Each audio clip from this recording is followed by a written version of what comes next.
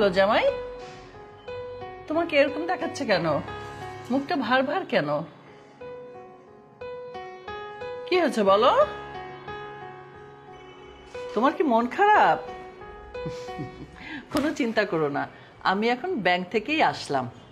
৬০ লক্ষ টাকা bank loan pass হয়ে গেছে, ২০ তারিখে পেয়ে যাবে। মা, আমি জানি আপনারা আমার জন্য কি কি করছেন। আমার এই জন্য মন খারাপ না। আমার মন খারাপ হচ্ছে বাড়িতে মা এত বড় একটা ঘটনা ঘটে গেল, আমি কিছুই জানলাম না। আমাকে জানানোর প্রয়োজন বোধ করলেন না। আমি তো আপনার বড় মেয়ের একমাত্র জামাই নাকি? আরে জামাই বাবাজি, কোন কাজটা তোমাকে না জানিয়ে আমরা করেছি?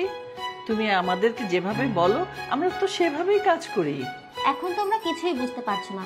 তোমাদের আদরের ছোট মেয়ে যে গরিব চাষা বসা কামলা টাইপের একটা ছেলেকে বাড়িতে বিয়ে করে নিয়ে আসলো, তোমরাও সেটা মেনে নিলে। তোমরা কি আমাদের একবার জানিয়েছো? তোমার জামাইয়ের একটা মান সম্মান বলে কথা আছে।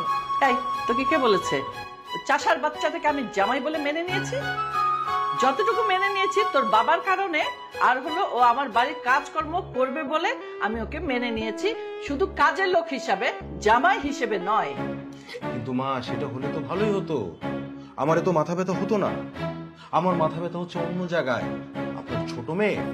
আপনার ছোট মেয়ে জোর গলায় বলল ওই চাষা বসা নাকি এই বাড়ির জামাই। আমি যখন রাস্তাঘাটে বের হব তখন লোকজন দেখে দেখে আমাকে বলবে ওই যে জামাই যাচ্ছে, বড় জামাই, একজন স্মার্ট জামাই, তার ভাইরা ভাই হচ্ছে একজন চাষা বসা। আপনার যদি এতই মান সম্মান থাকে তাহলে নিজের বউকে নিয়ে নিজের বাসায় যান, সেই মুহূর্ত নাই। বিয়ের পর থেকে শুনতাছি কত ধরনের বিজনেস করেন, কত টাকা ইনকাম করেন, ১ টাকাও তো বের করতে পারেন নাই, শুধু বড় বড় কথাই বইলা গেছেন। আর আপনি যদি এই বাসায় থাকতে পারেন বেহায়া নির্লজ্জের মতো, তাহলে আমার জামাই থাকলে আপনার তো মাথা ব্যথা কোথায়? আমার জামাইও থাকবে।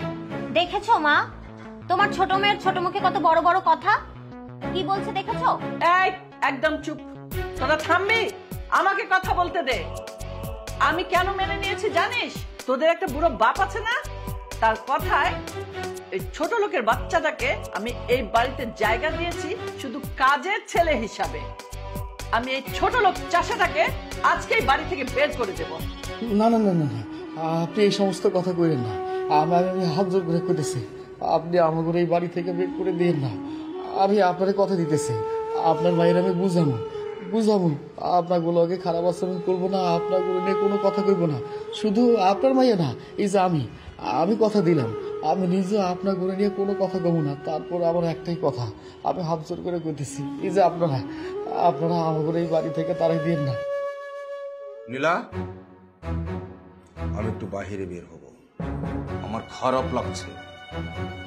আমার যখন ভালো লাগবে আমি ফোন করে আসবো। সরো।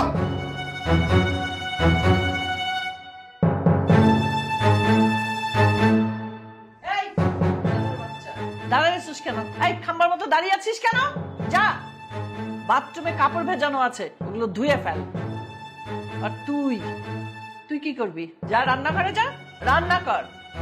আচ্ছা বউ, তুমি তাহলে যাও, রান্না বাড়া করো, আমি কাপড়গুলো ধুয়ে দিই। হ্যাঁ যাও।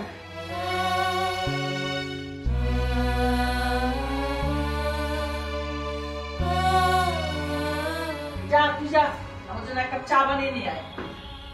মাথা ধরে গেল।